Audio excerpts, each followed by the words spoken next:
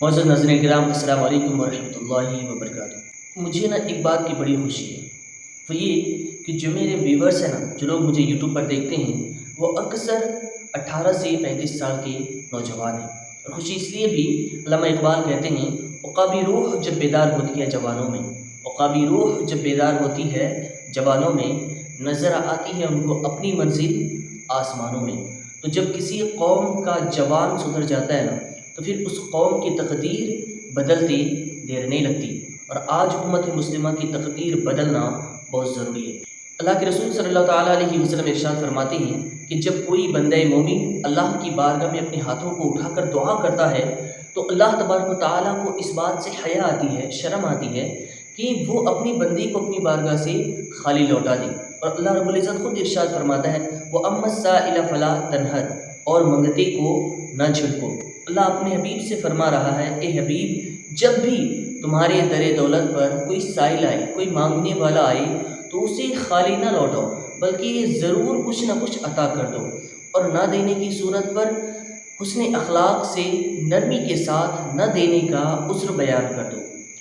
جو رب خود فرما رہا ہے اے حبیب، تم اپنے دروازے سے کبھی بھی کسی مانگنے والے کو خالی نہ لوٹاؤ۔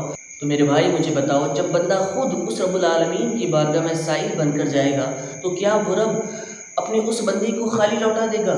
نہیں، وہ اپنے بندے کو کبھی بھی خالی نہیں لوٹائے گا۔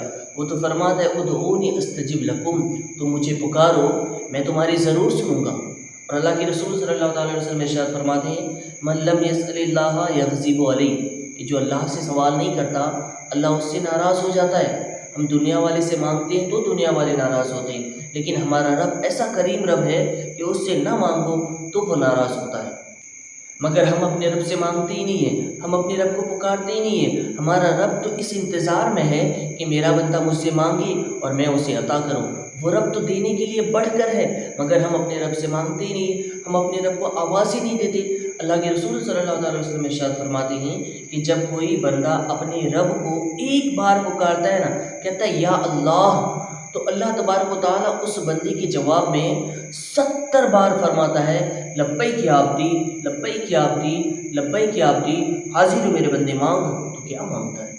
دنیا والوں کے پاس جا کر مانگنے کے لیے ہمارے پاس وقت ہے، دنیا والوں کے پاس جا کر در در کی ٹھوکریں کھانا ہمیں منظور ہے، مگر اپنے گھر سے 200 400 500 میٹر دور جو اللہ کا گھر ہے ہمیں وہاں جا کر اپنے رب سے مانگنا گوارا نہیں۔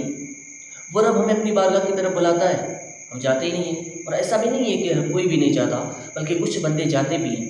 تو جو جاتے ہیں اور اپنے رب سے مانگتے ہیں وہ ایک بات ذہن نشین کر لیں کہ جو دعا ہم اپنے رب سے مانگتے ہیں اس کی قبولیت کی 3 صورتیں ہیں، یعنی ہماری دعائیں 3 طریقے سے قبول ہوتی ہیں۔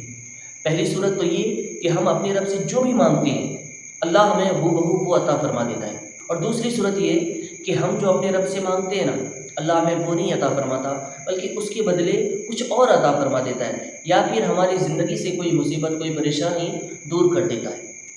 اور تیسری صورت یہ کہ ہم جو اللہ سے مانگتے ہیں اللہ ہمیں وہ بھی نہیں عطا فرماتا، اس کے بدلے میں کچھ اور بھی نہیں دیتا، اور زندگی سے کوئی مصیبت پریشانی بھی دور نہیں فرماتا ہے، بلکہ ہماری وہ دعائیں آخرت کے لیے ذخیرہ کر لیتا ہے۔